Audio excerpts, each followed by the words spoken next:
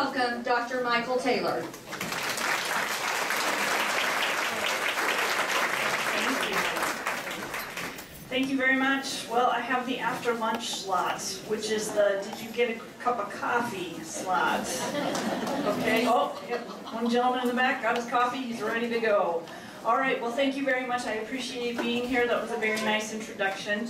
I am originally from Montana, and my husband and I came down to Kansas the first time in 2002, and he was going through the graduate program at K-State, and I was working in extension, and we loved it. We thought it was, great, but we were also 6 months married, newlyweds, and sort of doing our thing, and one of his classmates invited us to come over to the 4th of July parade in Wamego. Have any of you ever been to the 4th of July in Wamego? Okay, so here I was, newlywed, and I turned to my husband and I said, someday I want to live in a town just like this, where my kids are in the 4th of July parade and we know all of our neighbors. And then we had to leave. We went out to North Carolina, then we went to Washington State, but then an opportunity opened up to come back to Kansas, and I didn't even let him look at a single house in Manhattan. So we live in Wamego, and we love it. It's great. We live in the old dentist's house. You know, the town's that big, everybody knows everybody, like, oh, you live in Dr. True's house. Okay, yeah, okay.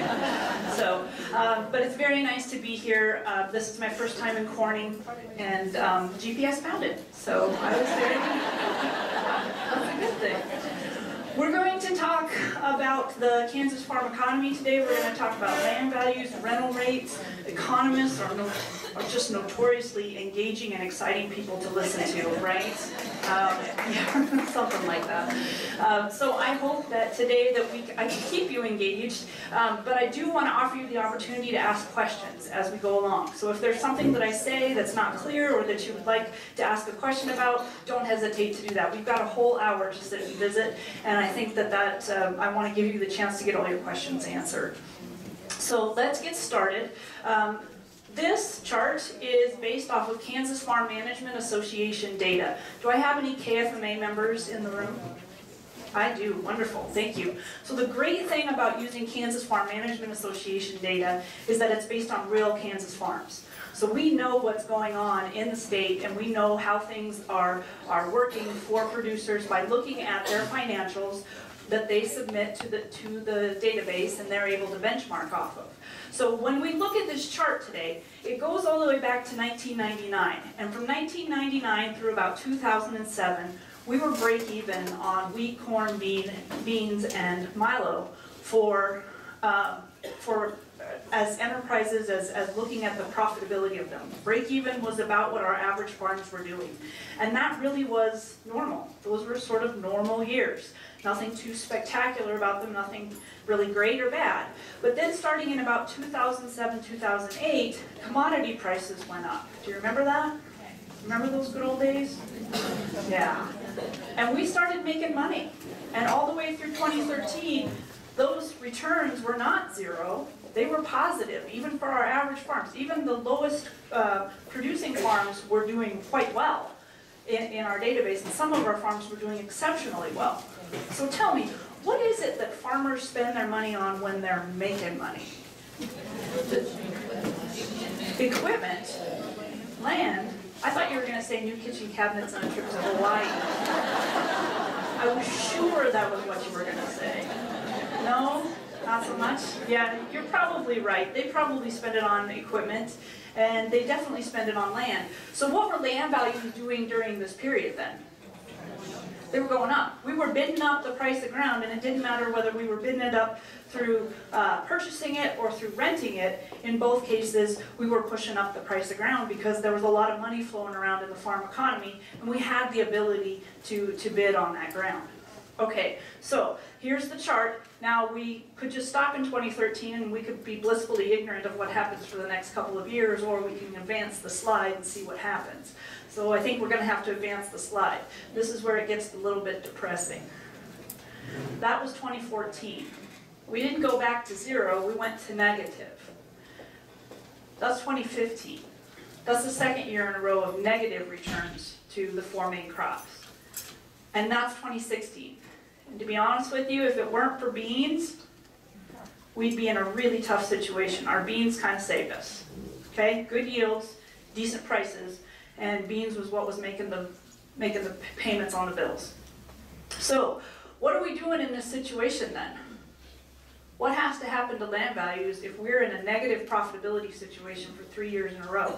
And when we put the 2017 data, when they finish processing it and we put it out here, I expect 2017 is going to look a lot like 2016. So what's happening? Well, the first thing that started happening was all of that green paint that we bought. Those folks started to feel the crunch. The input providers, the implement dealers, they started to feel the crunch first, because that was the first thing we pulled back on. The first thing we pulled back on was turning over machinery and, you know, turning it in after just 1 or 2 years, and we started to keep it for 3 or 4 or 5 years. That was one of the first things. The second thing is you have to start thinking about whether or not we're going to start pulling back on land rents and land values, and that's kind of the question today. Let's take a look at net farm income. Net farm income, the green bars are for the crop side, the blue bars are for the cow-calf side. On the cow-calf side, 2014 was a great year. We should have just sold the cows. But we didn't sell the cows because we named them all, didn't we? We're very emotionally attached to our cows, even when they were worth a gold brick apiece. 2015, 2016 has certainly backed off a lot. 2017 was better than we thought it would be on the cow-calf side. On the crop side, we went from making about $140,000 on average statewide. We dropped all the way off in 2015 to a statewide average net farm income of $5,500. Okay? $5,500 was what the farmer got paid for the entire year. That was their salary. That doesn't cover much, does it? No. In 2016, we bounced back. The statewide average bounced up to about $45,000, which is a little better. But I want to show you something. That number, being an average across the state, kind of masks some of the variability statewide that we had. Southeast Kansas was driving that average. Southeast Kansas did very well. They had good beans, and they had their cattle, and they did okay. And Northeast Kansas is right at about that $45,000 mark. But Northwest Kansas, $300 doesn't chart very well. That's why it looks like there's nothing there, because basically there was nothing there. Okay? $300 net farm income. So, what are folks living off of with this kind of net farm income? Because this is family living expenses for the average farm family in Kansas, $70,000. So even at $45,000, you're not covering family living expenses. What are you doing? How are we paying the bills? You get a job. Now, when I am in a male-dominated room, they like to say, the spouse gets the job. I call that the marrying well strategy, okay? And I'm married, but I'm still looking to marry well.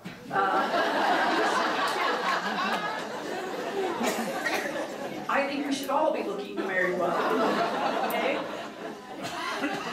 We don't all have off-farm jobs, but that is one of the sources. That's one of the sources of income. It's one of the sources of health insurance, or those off-farm jobs.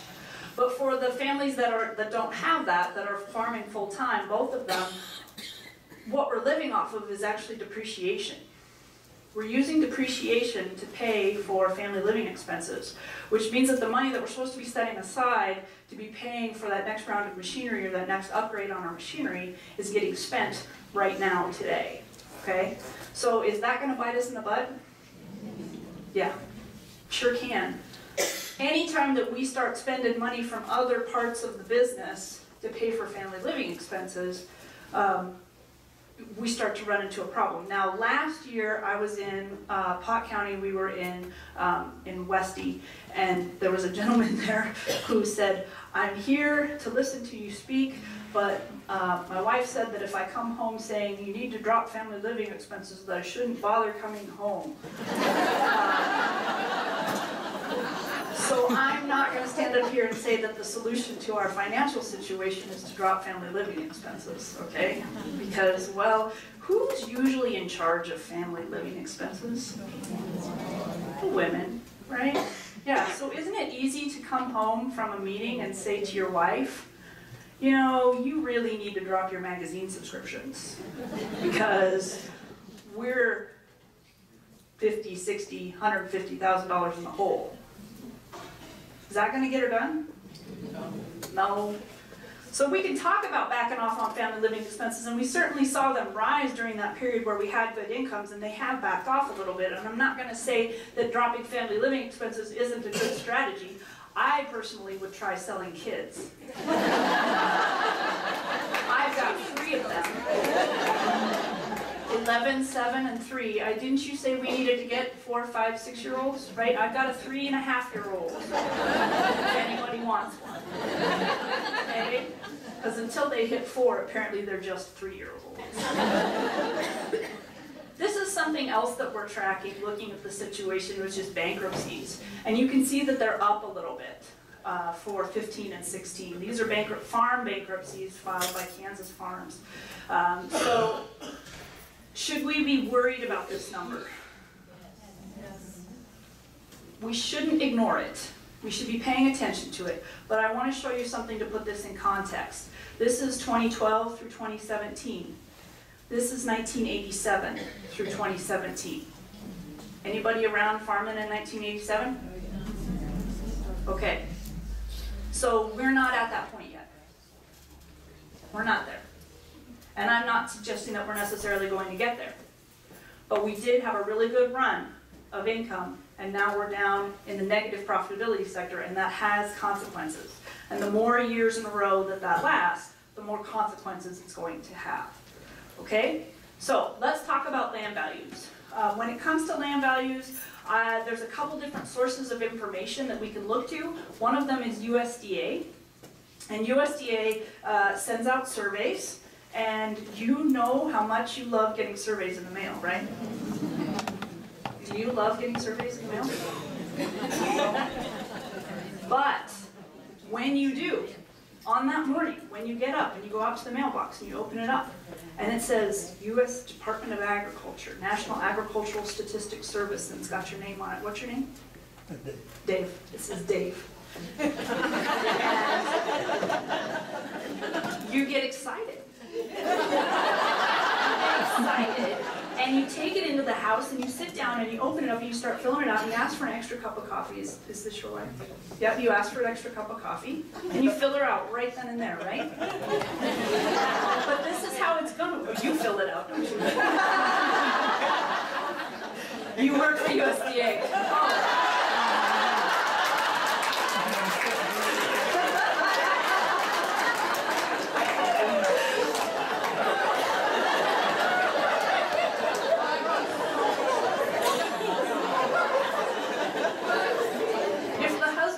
USDA employee won't fill out the damn survey. I don't know what we're going to do. That's not good. So anyway, next time, let's do it that way, okay? Let's do it that way. And then we make me proud. Here's USDA numbers. They're pretty hard to see, but I'll tell you, they've got Kansas down 3.9%, and that's from 16 to 17. And the year before, we were down about 7.9% in land value. Now, other parts of the country are not necessarily seeing the same decline. In Iowa, they've got it at flat, basically. And they said the Iowa's flat. But let's keep in mind something. Land values were going up like crazy. When I first started here in 2011 and started tracking land values, we were seeing year-on-year changes of 15, 18, 20%.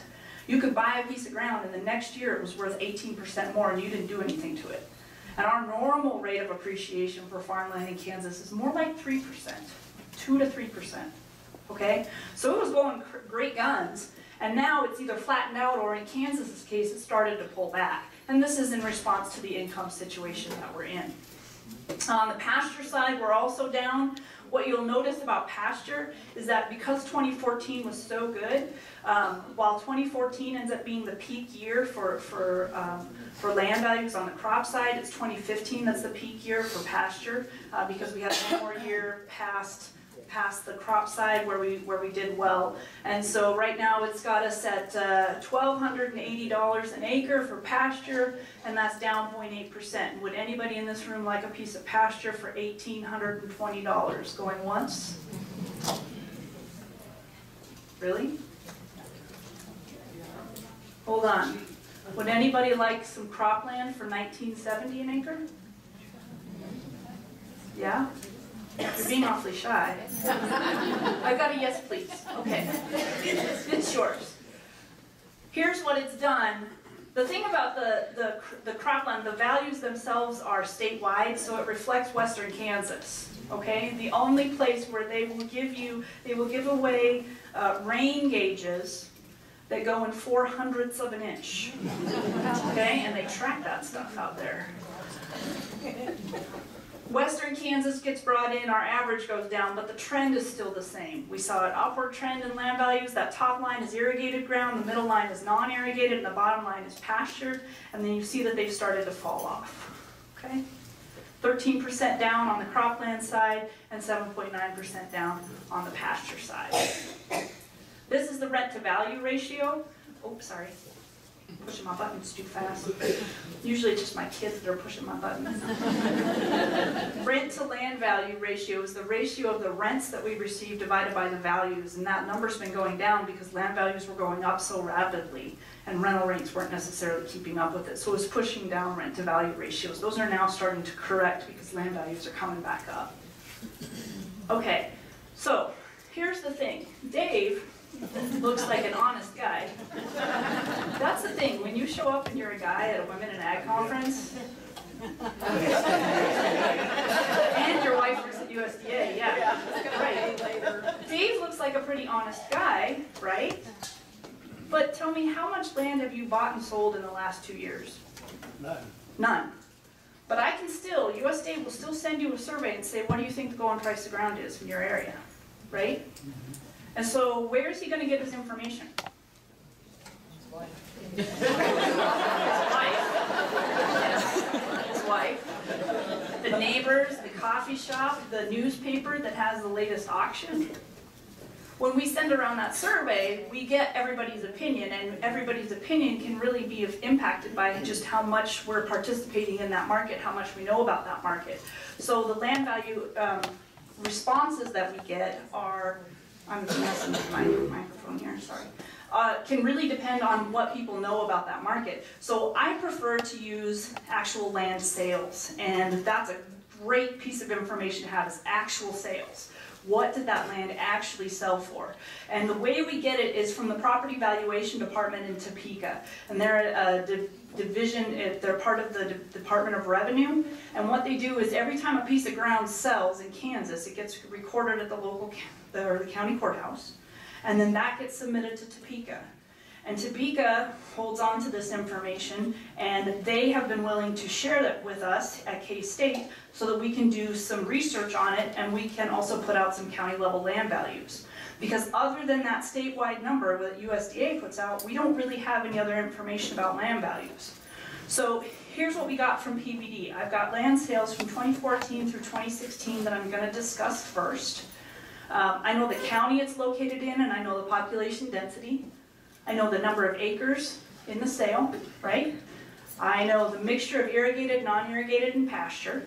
Because when we sell a piece of ground and it's mostly cropland, but it's got some pasture, that's going to affect its sale, versus being a piece of ground that's all cropland, right? 20-year average rainfall by section, and water holding capacity of the soils. So this is my proxy for productivity. If I'm going to buy a piece of ground, I'm going to go out and look at it, right?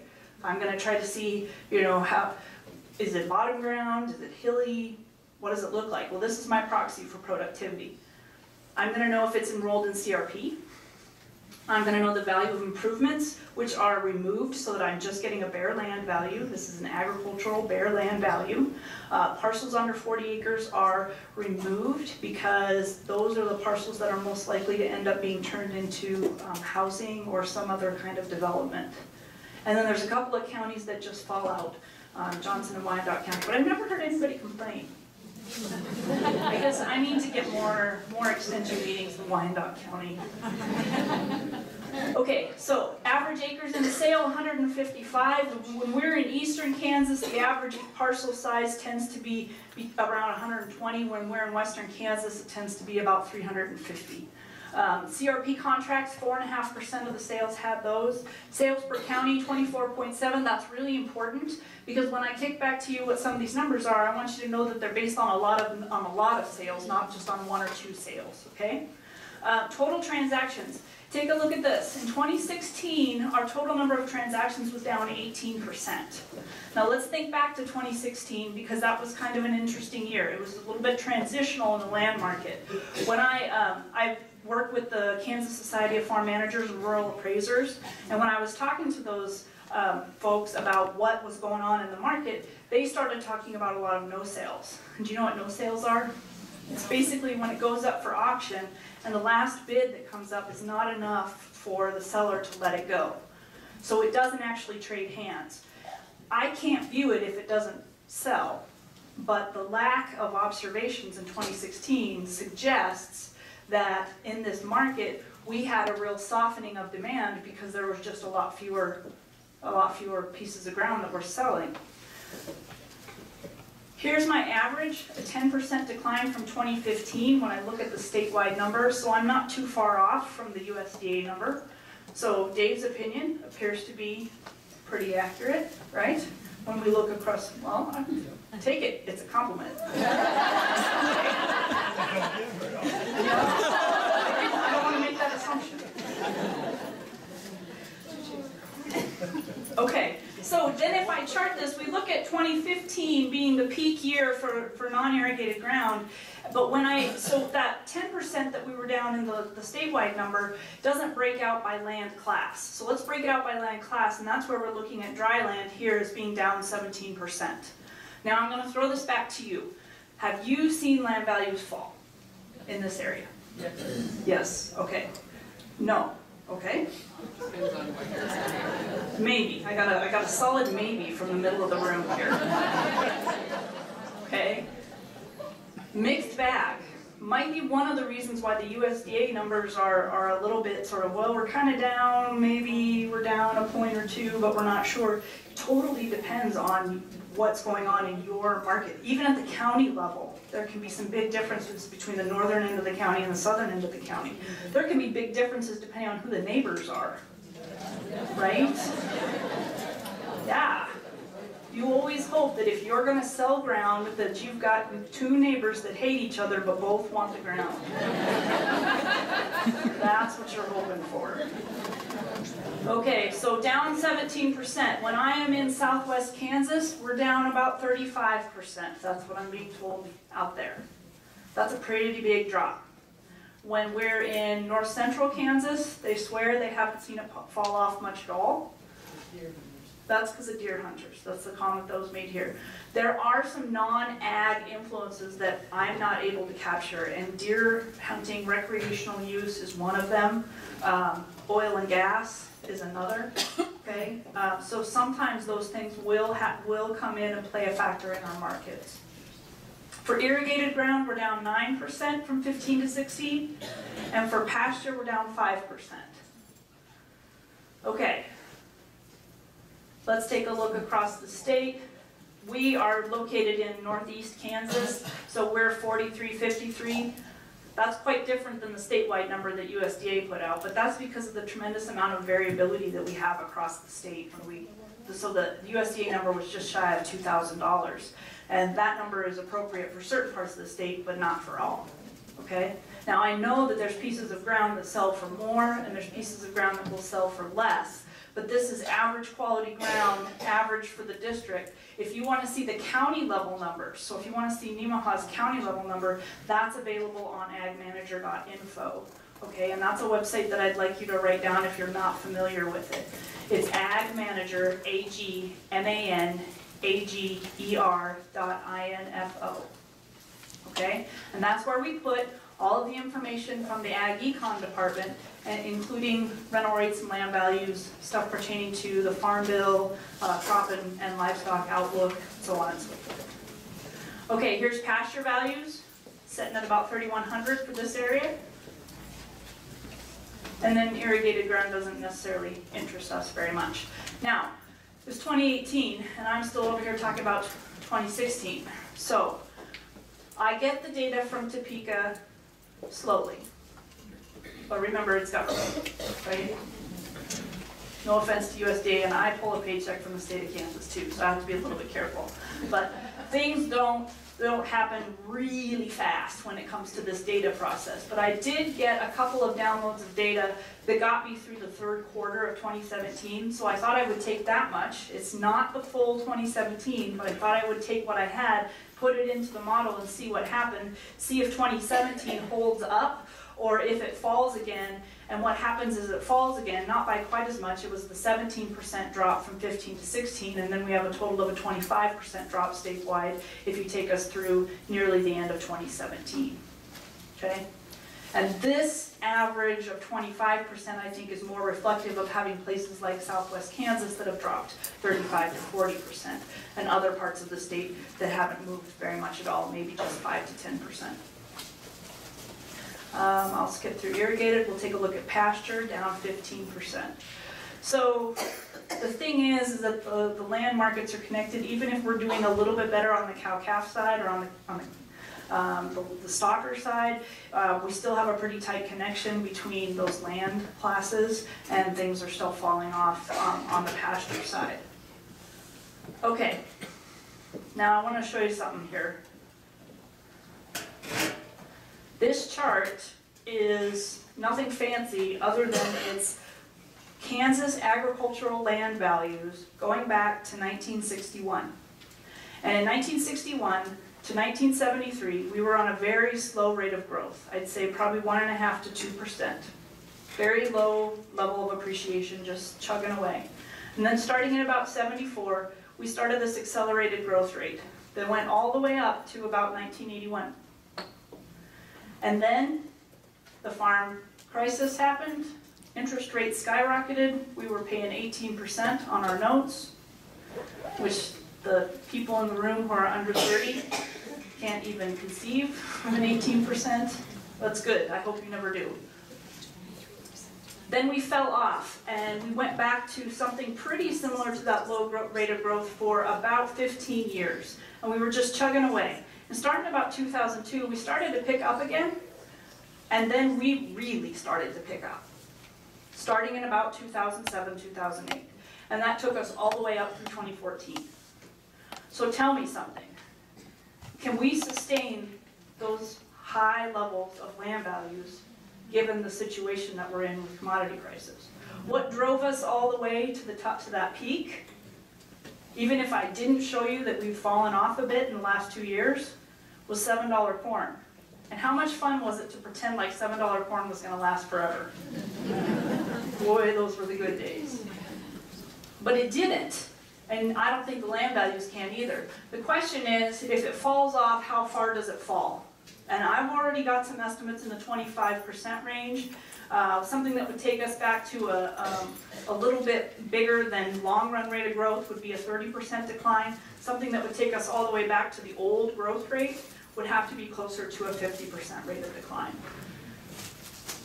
From what point? Today? From the peak, like I said.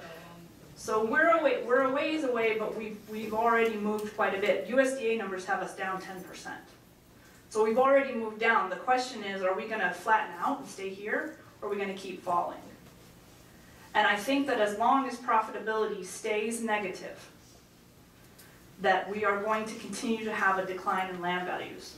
The question that's really hard to answer is, how long are those land values going to fall, right? That's the question that's hard to answer.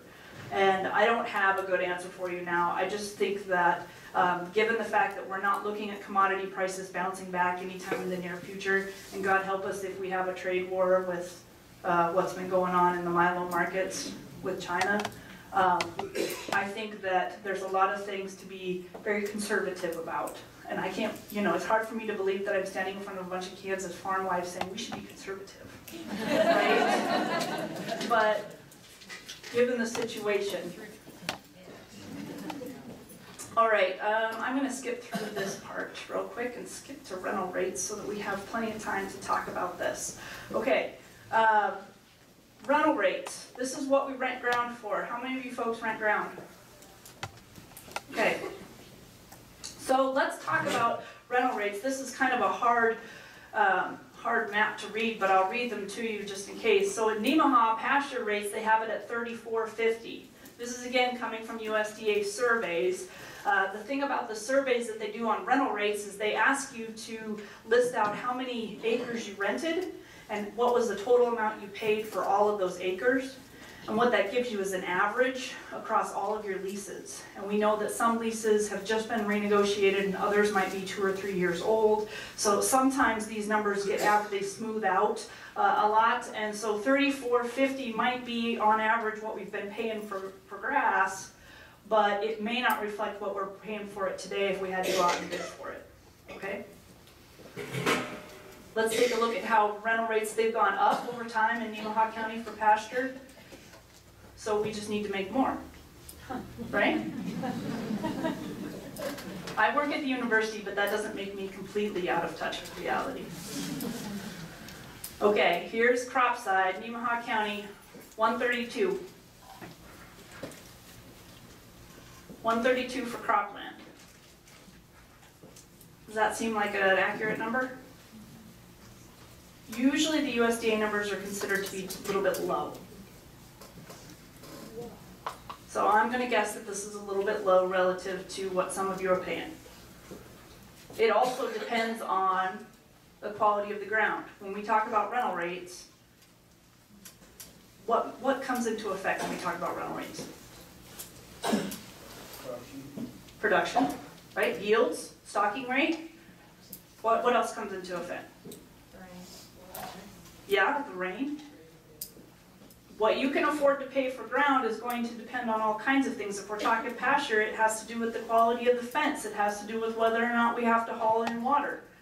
If you're talking about cropland, it has to do with its productive capacity. How close is it to your home place? What kind of a relationship do you have with the landowner? That matters, by the way. Here's what cropland's been doing. It went up. It went from a low in 2008 of $82.50 to a high this year of $132. So it's been steadily rising. It hasn't adjusted back down. Now wait a minute. I just spent this entire presentation talking to you about how profitability has fallen off for the last 3 or 4 years. Land values are starting to fall off, and here we are talking about the highest rental rate that we've had in a decade. Why is that? Shout it out. Shout out your reasons. Why don't rental rates adjust? Competition. Okay? Because if I lose that piece of ground, I'm never going to get it back. We might run out of ground. Well, okay, we're not going to run out of ground. I'm pretty sure we have the same amount that we had 100 years ago. And we will still have the same amount 100 years from now. And no, you may not get back that exact parcel again. But we have to start asking ourselves some questions when it comes to rented ground, which is, how long can I afford to lose money on rented ground? That's the question. How long can I afford to lose money on rented ground? And the answer to that has an awful lot to do with the situation that you're in personally and financially. Do I have any multi-generational farms, any young farmers, say 30 to 35 in here who are farming with their folks? Okay. Anybody bring their folks with them? Oh, we got one right here. All right. Sorry. Got both. All right. Daughter? Ooh. Wow. No hard questions. Okay. All right. So do you own ground? And do you own ground? Yes. And do you own ground? Not yet. Not yet. Do you rent ground? Yeah, you rent. Okay. And do you rent from your folks? Uncles? Okay. Yeah. Family members. Right. So here's the deal. Do you pay yourself rent on your owned ground? No. Well, you kind of do. Every year that you make a profit, you are essentially paying yourself for your owned ground, okay? But if you have a bad year, you're the first one that doesn't get paid, right? And that's That's just kind of the way it is. Now you, tell me your name. Michelle, do you have the option of not paying rent on a bad year? No, you have to pay rent. Good year or bad year, it's not an option. Are you kind of tracking what I'm setting up here? Right? People in her situation have to make the rent payment. They are the most susceptible to being in rental arrangements that are expensive relative to their profitability right now. People who own most of their ground can subsidize themselves and can survive these lower profitability periods much easier, right? So here's your strategy, okay? You go to your uncles, family members, whoever it is that you rent from, and you say, look, we either need to drop the rent or I have to lower family living expenses and I'll be moving back in.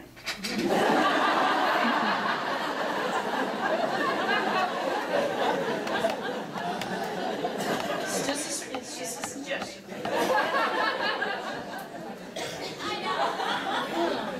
Okay, all right. So I'm going to put some numbers up here and then I'm going to explain them. The number I've got up here is, well, it's $120 as of 2015. It fell off a little bit all the way to 94 in 2017, and it's back up to 106 in 2018. I'm saying that I think what the average farmer in Nemaha County can afford to pay is just over $100. Now wait a minute. 132 is what we said we're paying, and I'm guessing that that's on the low end. So what do I mean when I say I think you can only afford to pay 106? Yeah, break even. If you're paying more than $106 for your rent, you're paying for it through subsidizing it from other sources in your operation. You're paying for it with owned land. You're paying for it with that great spousal job that we all know that he has, right? That's what we're doing. So is 106 what we are paying? No, but it's what we can afford to pay. And this is where we start bringing up the question, you're either going to, at this point in time, we're either able to afford to pay for our land, or we're able to afford to pay for our machinery, but we're probably not paying ourselves for both. Okay? So we're doing something for free right now. And that's a tough situation to be in. And I've tried to make light of it as best I can today, but it's still a tough situation to be in, and it's going to be tough for some of the farms some of the younger producers. It's going to be tough on them. And anybody who is in a real aggressive growth strategy during the good years and was taking on land and taking on machinery and notes in a manner that needed those commodity prices to stay high in order to keep making payments. And now we're in a situation where commodity prices have fallen off. Now tell me something, have we ever seen prices this low before? Yeah, sure we have. 2006, 2007. What's the difference between then and now? Input costs. I have a friend who's a seed salesman, and I feel bad for him. You guys are hard on him. You pay too much for seed, and I think you tell him that every time you see him. Truth hurts. Oh. I'm going to see him tonight. I'll pass that on. Oh, Dave.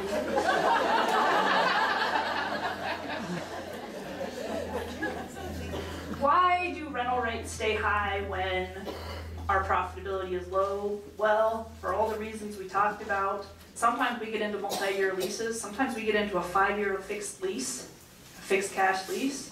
A lot can happen in 5 years, right? Now, this is when I get up on my soapbox, but I don't have one. I'll stand on this. What kind of a relationship do you have with your landlord? Holler it out. Tell me that it's good. It's good. It's good. And in fact, when you call them and you say, we need to drop the rental rate, they say, sure. It's that good? Tell me this, did you call them up when we were making good money and say, hey, we need to pay you more? The neighbor did. No, the neighbor did. You're right.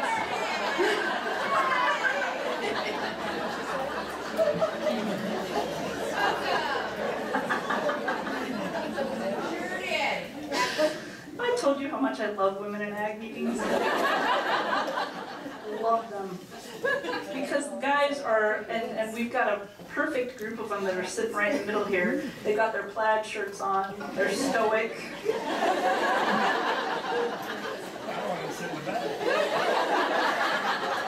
Right? But women tell it how it is. Right? So the thing is that the relationship that we have with our landlord is crucial right now. It's crucial. And we have a lot of them that are starting to deteriorate, or the communication between them is starting to deteriorate because we want to tell them something that they don't want to hear. Okay? And what we want to tell them is profitability is not good. We need to figure out a way to get through this together because I still want to be your business partner. Now, how often do you use that phrase with your landlord? We're business partners. So let's figure out a way to get through this together.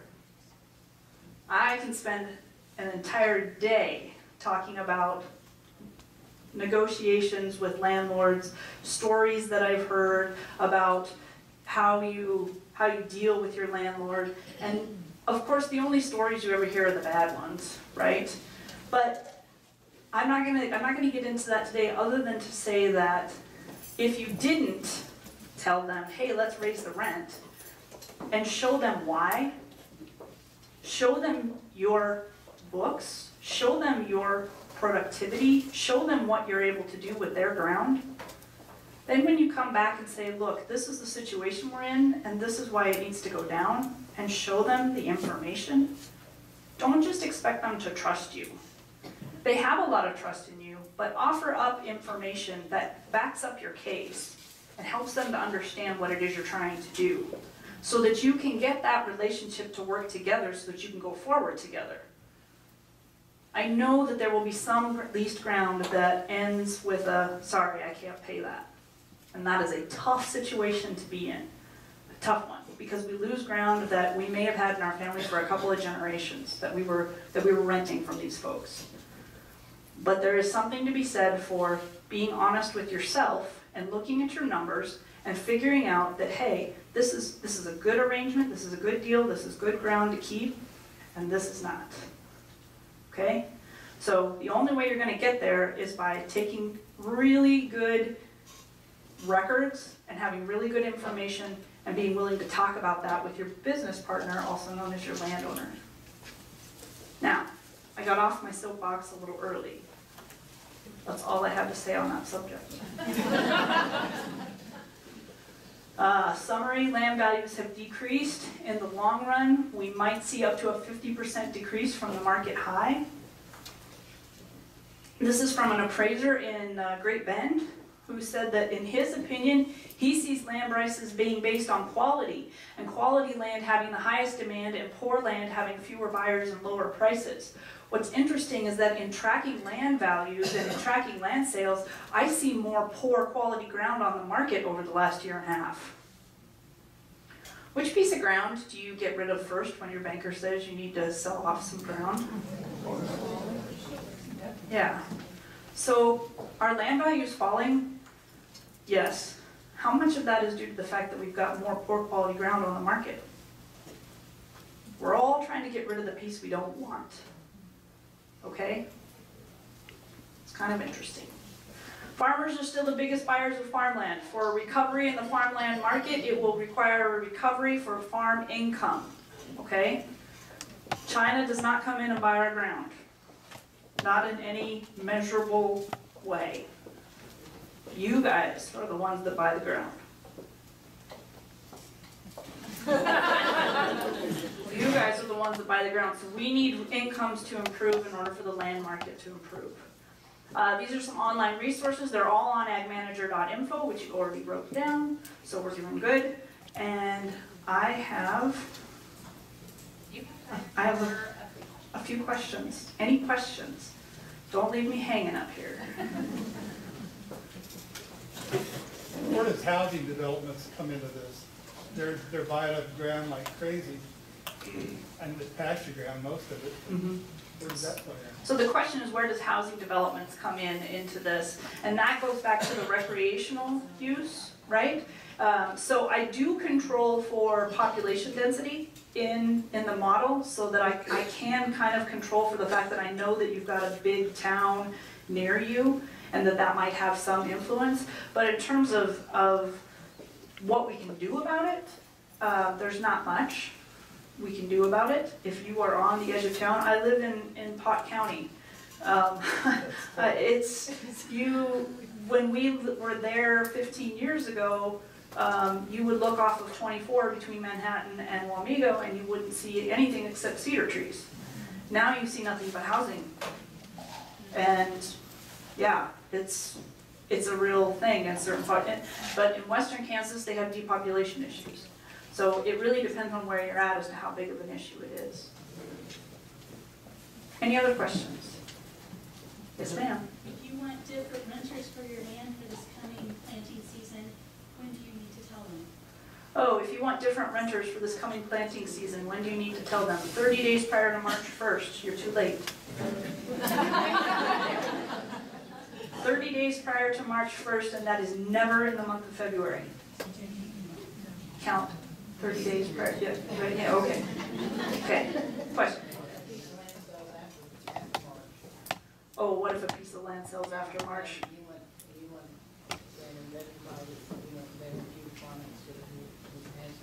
The formal notice still had to have been given.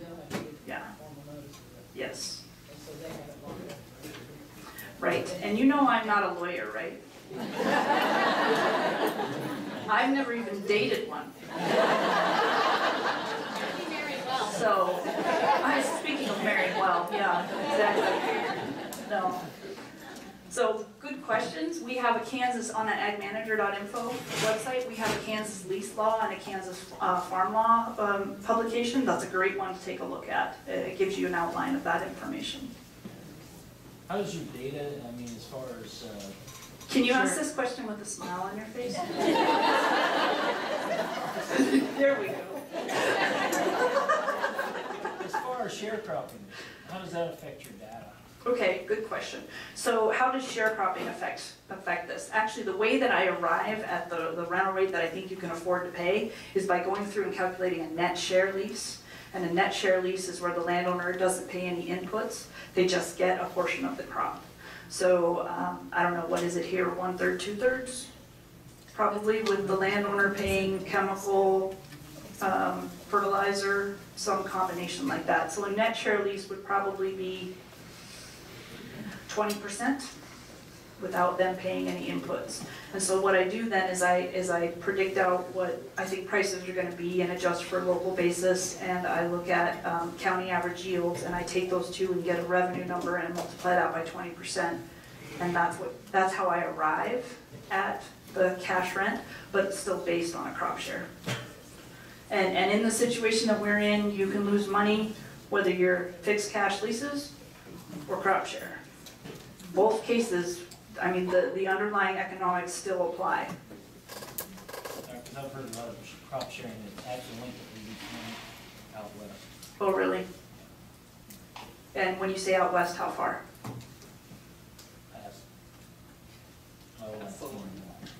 Past Jewel. Past Jewel County, okay. Any other questions? Your question in the back? Yeah.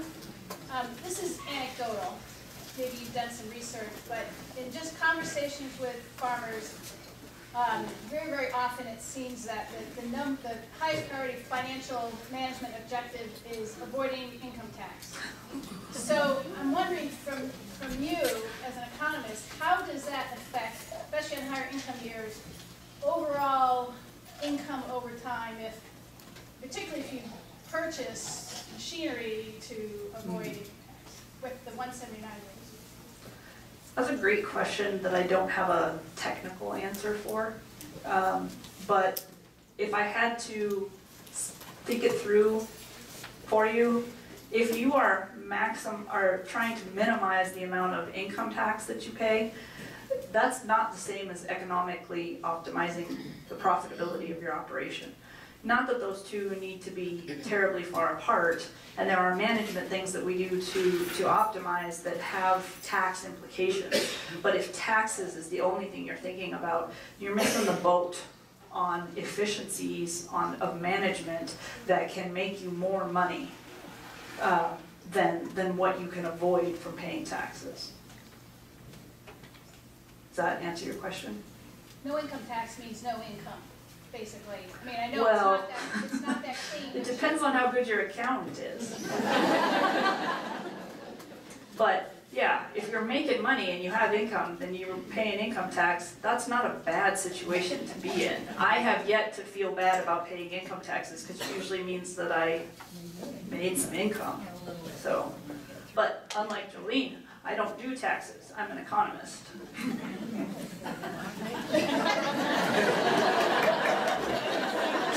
I married well. I have somebody that does my taxes for me. I'm going to quit now. Thank you very much for your attention.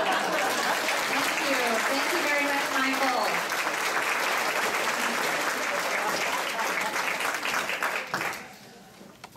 And so just remember, if you want her PowerPoint, just fill out that little yellow slip in front of you. We'll have a basket on the back, on the purple tablecloth table back there. Here's your water. And then that way you can get it in there and we'll get that to you. Is there anybody, I want it just to raise their hands because I did not mention this earlier, who's here from Corning? Okay. I just want to have a big round of applause for the City of Corning, Diane Haverkamp, anybody that was in the wrath of me while I was trying to plan this thing. Thank you. You all have a diamond in the rough down here with this beautiful community building, and we are so thankful that we were able to use this building. And it's a funny story. It wasn't funny at first, but when we were planning it, we had it all planned and everything, and then they remembered that Lent happened, and they do a fish fry last night. So we all worked so good together. We came down and ate fish because, you know, we need to eat fish anyway on Friday. But we set this up last night and they all helped us. So it was so nice, and we were just so thankful for Corning for all that they did to help us make this happen. So I'm so thankful. Thank you.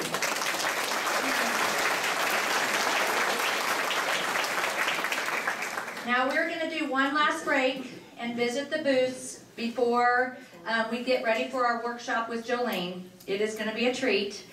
We're going to have a quick little break, and the booths are going to be kind of going to be packing up. I know some of them in the back room before break, or after break rather. And then I'm going to call you guys back here because Jolene will be up here speaking. Okay?